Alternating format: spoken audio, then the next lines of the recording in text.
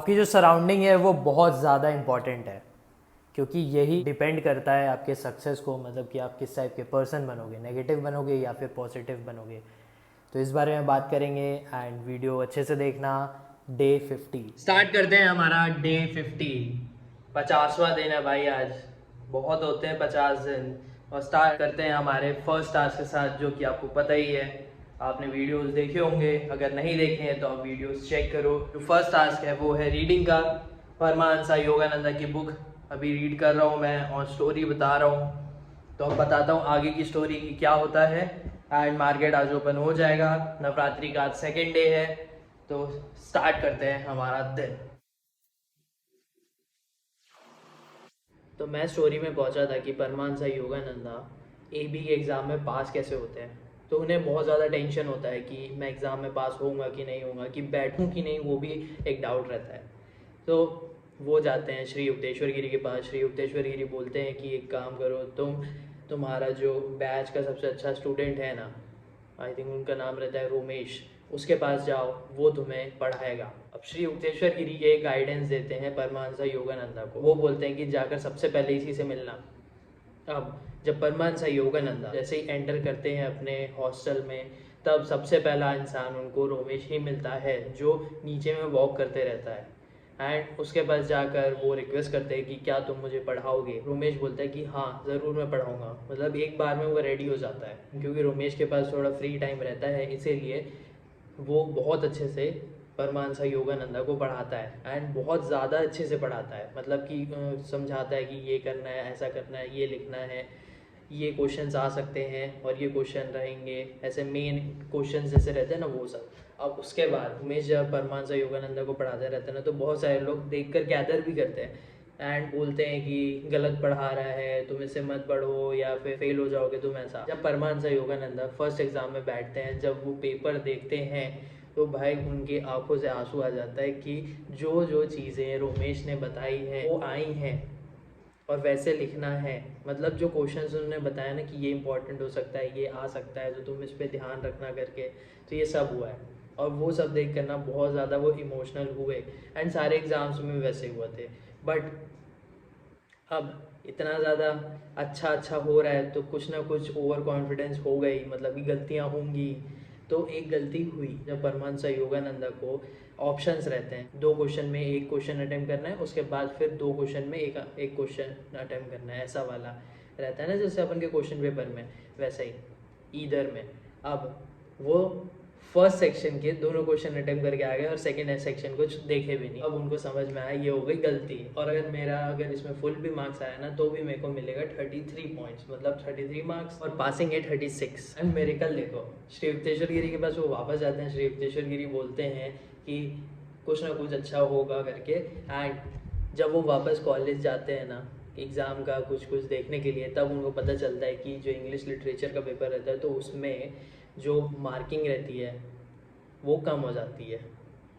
मतलब कि जो पासिंग मार्क्स है वो कम हो जाता है, और उसके बाद वो पास हो जाते हैं। एंड एक और एग्जामिनेशन होता है बंगाली पेपर का, जिसमें पूरी बंगाली में लिखनी रहती है चीज़ें। एंड उसमें रहता है कि तुम एक पर्सन के बारे में लिखो जिसके वजह से तुम बहुत ज़्यादा इंस्पायर होते हो। एंड वो लिखते हैं अपने गुरु के बारे में, एंड काफ़ी ज़्यादा अच्छा लिखते हैं। उसके बाद वो पास हो जाते हैं। एंड फाइनली ले देकर वो पास हो जाते हैं एबी के एग्ज़ाम में, एंड ग्रेजुएट हो जाते हैं। एंड उनके फादर बोलते हैं कि मुझे नहीं लगा था कि तुम पास होगे या फिर ग्रेजुएट होगे, एंड फाइनली जब तुम हो गए हो, बहुत अच्छा लग रहा है। उसके बाद परमहंस योगानंदा को उनके फादर बोलते हैं कि तुम एक काम करो, अब रेलवे जो जहाँ उनके फादर काम करते हैं वहाँ पर ज्वाइन करो करके। बट परमहंस योगानंदा को तो योगी बनना था। अब आगे स्टोरी मैं कल बताऊंगा कि ये जो है ये काफ़ी ज़्यादा इंपॉर्टेंट है, क्योंकि इसमें परमहंस योगानंदा अपना नाम चूज़ करते हैं, मुकुंदा से चेंज करते हैं। एंड स्वामी और योगी के बारे में डिस्कशन होता है। And yoga is very important. अभी मार्केट में थोड़ा सा टाइम है, तो थोड़ा सा रेस्ट करते हैं, उसके बाद देखते हैं आज मार्केट में क्या होता है। And again I am very confident, and देखते हैं कि क्या करता हूँ, एंड जो भी होगा फिर मैं बताता हूँ। 10:46 हो रहा है। मार्केट का भी हाल कुछ ऐसा है कि थोड़ा सा गैप अप ओपन किया था, उसके बाद फिर अप साइड का दिखा रहा है। पहले यहाँ पे कंसोलिडेशन किया और उसके बाद यहाँ ब्रेकआउट देने के बाद ये ऊपर गया है। अभी यहाँ पे ये ट्राई कर रहे हैं कि ऊपर जाए, देखते हैं कि क्या होता है। फ़िलहाल के लिए एक ट्रेड हो गया है। एंड थोड़ा कंस्ट्रक्शन का काम चल रहा है अभी घर में, तो थोड़ा दर्द दर्द दर्द जैसे आपको सुनाई दे रहा है वैसी आवाज़ें आएंगी। इतने ही क्या करना है, अभी भी मैं वही देख रहा हूँ कि भाई कहाँ गलती हो रही है, क्या हो रहा है करके। मैं वही लिख रहा था कि गलती होती कहाँ है, क्योंकि जब अपन ट्रेड नहीं लेते ना तब सही होते हैं, और जब ट्रेड लेते हैं ना तब गलत हो जाते हैं। तो ऐसा क्या होता है, माइंड का खेल है, तुम कहाँ ट्रेड ले रहे हो, ये वाला चीज़ वही मैं देख रहा हूँ, वही मैं समझ रहा हूँ।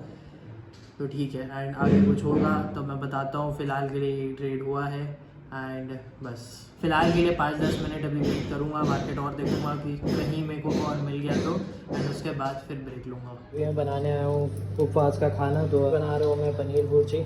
तो देखते हैं पराठा खाएंगे उसके साथ या फिर नॉर्मल रोटी के साथ खाएंगे, तो देखते हैं। फ़िलहाल मैं बनाता हूँ और फिर थोड़ा वेट करके खाएंगे 2 बजे तक। बन गया हमारा भुर्जी, तो अभी ब्रेक टाइम, फिर 2 बजे 3 बजे टाइम खाएंगे। जैसे आपने देखा कि मैं अपने खाने के लिए बना के आया हूँ, और उसके बाद फिर अभी मार्केट देख रहा हूँ मैं।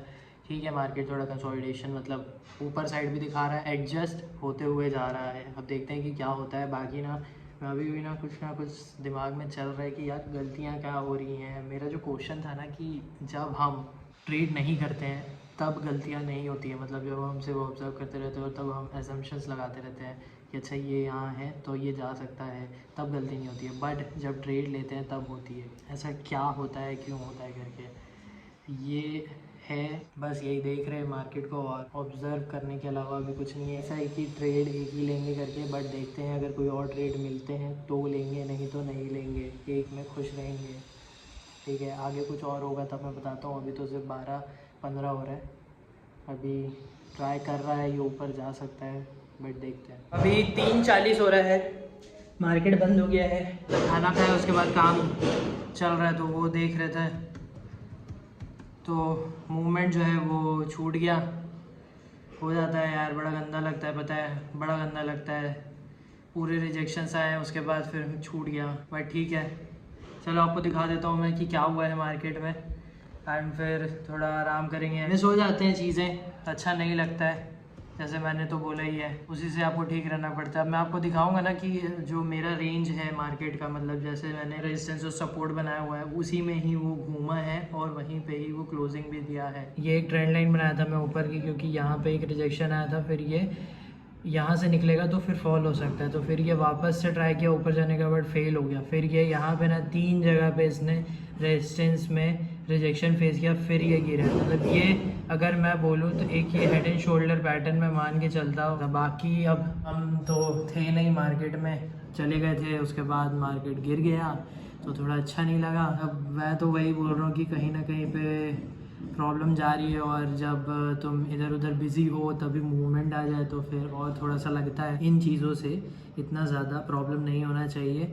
कल वापस आके ट्राई करेंगे, आज भी वैसे ही हुआ। 1:1 का रेट था, तो बट वो जो टारगेट मैं चाह रहा था कि 4.5 पॉइंट का हो, वो नहीं आया, एंड उसने सेकेंड कैंडल में ही अब दे दिया। तो चलो ठीक है, कोई प्रॉब्लम नहीं है, बट ये है कि प्लान के अकॉर्डिंग ही चल रहा हूँ। मतलब जो मेरे को लॉसेस देने हैं एक दिन के, उसके बाद कैपिटल के अकॉर्डिंग मेरे को चलना है। मतलब जिस तरह ज़्यादा से ज़्यादा मैं मार्केट देख सकूँ और जो पैसा रहे तो मैं ट्रेड कर सकूँ, ऐसा रखना है। ऐसा नहीं है कि फिर मैं ट्रेड लेता रहूँ या फिर कहीं भी दिख रहा है तो ले लूँ और फिर अगर लॉस हो गया तो फिर अगली बार ट्रेड ना कर सकूँ। इसीलिए मैं सिर्फ अभी आराम से कर रहा हूँ, क्योंकि वापस बैक टू ट्रैक आते आते थोड़ा सा लगता है। और जैसे मैंने बोल ही चुका है अलग अलग वीडियोस में कि थोड़ा हेजिटेशन, थोड़ा लो कॉन्फिडेंस लगता ही है, मतलब थोड़ा एक आता ही है, लेकिन कॉन्फिडेंस के साथ तो काम कर ही रहे हैं। सब यही है, आराम करते हैं और देखते हैं। शाम को एक्सरसाइज करेंगे, वॉक करेंगे, तब मिलते हैं। 5:15 हो गया, स्टार्ट करते हैं हमारे वॉक के साथ और फिर एक्सरसाइज करेंगे।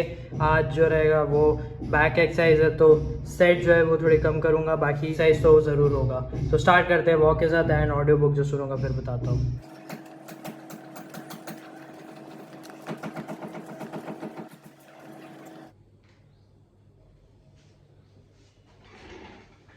वॉक ख़त्म करने के बाद पे अभी वर्कआउट बचा हुआ है, तो आपको बताते हैं कि मैं जो ऑडियो बुक सुना वो क्या था।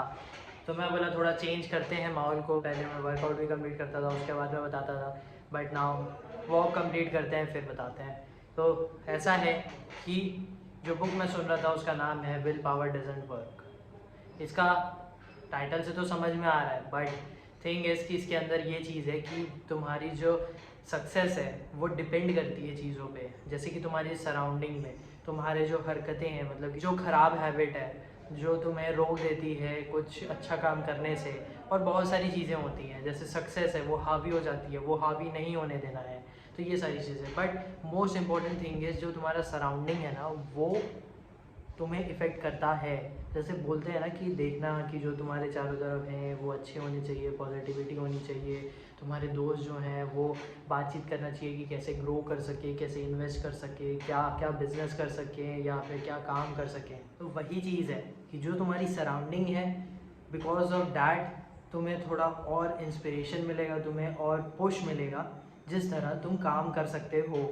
मतलब काम तो तुम करते रहोगे, बट जब तुम वो सारी बात करते रहोगे ना तब तुम थोड़ा और अपने आप को पुश करोगे, जिस तरह तुम अपने और आइडियाज़ ला सको, अपना और रिस्क ले सको, अपना और मैनेजमेंट कर सको, और बहुत सारी चीज़ें होती है। बेसिकली तुम ग्रो कर पाओगे और अच्छे से। अगर सराउंडिंग नेगेटिव हुई देन वो एक प्रॉब्लम है, क्योंकि अगर नेगेटिविटी रहेगी, बहुत सारे लोग रहेंगे बोलने के लिए कि तुम क्या कर रहे हो, तो बहुत सारी प्रॉब्लम्स रहती हैं। क्योंकि चलो ठीक है, सुन के तो तुम हटा देते हो, बट कहीं ना वो आ जाती है कि यार ये तो ये बोल रहे थे, ये तो ऐसा बोल रहे थे, अब मैं गलत हो गया तो फिर क्या होगा करके। एंड सराउंडिंग है, फिर ये नेगेटिविटी है, अरे यार अब मैं इधर जाऊँगा तो फिर नेगेटिविटी होगी, तो बहुत सारी चीज़ें होती है। एंड फिर तुम्हें ही चीज़ों को ठीक करनी पड़ती है, तुम्हें बहुत ज़्यादा पॉजिटिव रहना पड़ता है। जिस तरह ये सारी चीज़ें तुम्हें ना लगे, होती है ना चीज़, जैसे एक चीज़ रखते हैं और उसके चारों तरफ बैरियर रखते हैं, वैसे ही अगर तुम्हारी सराउंडिंग नेगेटिव है तो तुम्हें पूरा एक बैरियर रखना पड़ेगा पॉजिटिविटी का। जिस तरह कोई भी नेगेटिव चीज़ तुम्हें टच ना कर सके, तुम्हारी मेंटालिटी को टच ना कर सके। एंड मे बी तुम फेल हो रहे हो, मे बी तुम काम कर रहे हो बट रिजल्ट नहीं मिल रहे हैं, मे बी तुम बहुत धीरे धीरे प्रोग्रेस कर रहे हो, एंड मे बी ये सबसे डिस्करेज हो रहे हो, फिर भी तुम्हें मेंटालिटी को स्ट्रॉन्ग करना पड़ेगा, रखना पड़ेगा, एंड अपने आप से बोलते रहना पड़ेगा कि हाँ होते रहेगा, काम करते रहते हैं। जैसे मैं बोलते रहता हूँ कि भाई काम करते हैं करके, तो वही चीज़ है, आप भी ये बात समझ लो। और वही चीज़ समझाया है उसने कि अगर तुम्हें कुछ भी चीज़, जैसे कि एक पर्सन का स्मोकिंग से रिलेटेड समझा रहा था कि अगर उसको स्मोकिंग छोड़ना है तो ऐसे ही नहीं छूटेगी, मतलब कि जो उसकी जो हरकतें होगी ना वो ऐसे ही नहीं बंद होगी, उसे एक डिफ़ॉल्ट सेटिंग जो होती है वो चेंज करना पड़ेगा। क्योंकि सबकी एक डिफ़ॉल्ट होती है कि वो एक आदत बन जाती है, वही चीज़ चेंज करना है।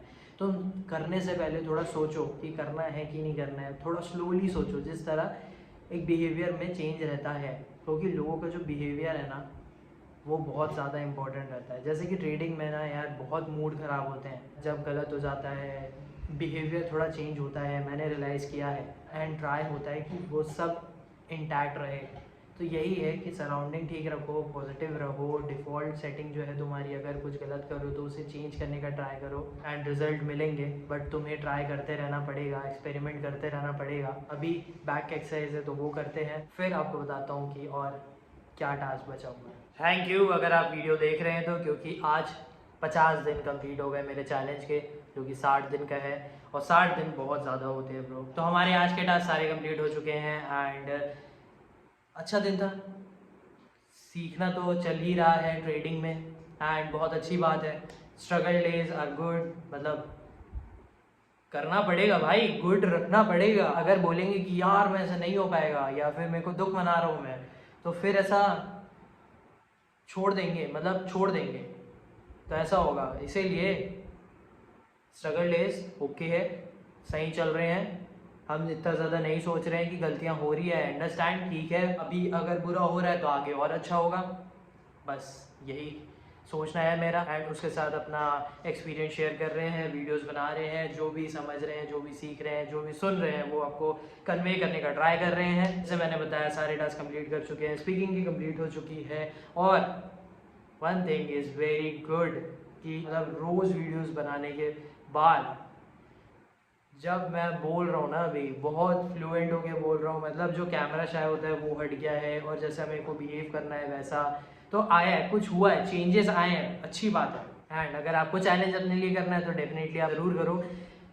60 दिन का मत करो, लेकिन अपने हिसाब से 10 दिन, 12 दिन, 15 दिन, 20 दिन, जैसा भी आपका मन, और जिसमें भी आपको आगे बढ़ना है उस पर आप कर सकते हो। बाकी बस यही है बात करने को। एंड वेरी इंपॉर्टेंट थिंग, जो मैं बुक सुन रहा था ना, उसमें लास्ट में ये भी था कि जो आपकी सक्सेस है ना वो हावी मत होने देना, जैसे मैंने बताया भी है। बट एंड जो आपकी फैमिली होती है ना उसके साथ आप जुड़े रहना, क्योंकि जो आपकी फैमिली है ना वो आपको बता के रखेगी कि भाई ग्राउंडेड रहो। जो आपके पुराने दोस्त रहेंगे, जो फैमिली रहेगी, वो आपको बताते रहेगी कि आप ग्राउंडेड रहो, उड़ने की ज़्यादा ज़रूरत नहीं है, सक्सेस है, ठीक है, काम करते रहो। तो यही है बस, सराउंडिंग अपनी अच्छी रखो। अगर सराउंडिंग अच्छी नहीं है तो अगर तुम अच्छी कर सकते हो तो तुम करो, और अगर नहीं हो रहा है तो तुम्हें निकलना बहुत ज़्यादा ज़रूरी है। जो सराउंडिंग तुम्हें पीछे खींच रही है या फिर ग्रो करने से रोक रही है उसमें तुम रहोगे, देन वो तुम्हारे लिए प्रॉब्लम है। तो इस बात को समझना। एंड आई होप कि आपने वीडियो पूरी देखी होगी एंड प्लेलिस्ट आपने चेक की होगी जो कि है 60 डेज चैलेंज की। Thank you so much for watching. अब मिलते हैं डे 51।